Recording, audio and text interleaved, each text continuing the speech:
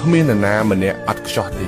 បើយើងគិតតែធ្វើអ្វីទៅបានផលហើយល្អប្រសើរសម្រាប់ជីវិតរបស់យើងគឺយើងចាប់ផ្ដើមធ្វើទៅ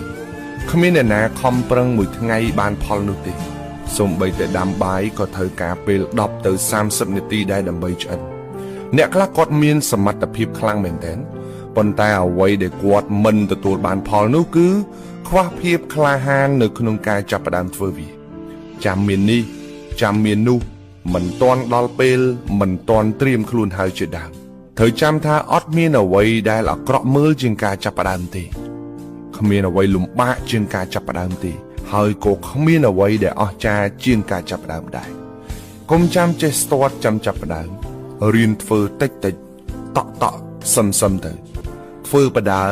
រៀនបដារហូតទៅដល់ចេះស្ទាត់ការងារវាពិតជាបង្ខំមនុស្សឲ្យរៀនមែនតើប៉ុន្តែបើយើងមិនចាប់ផ្ដើមយើងនឹង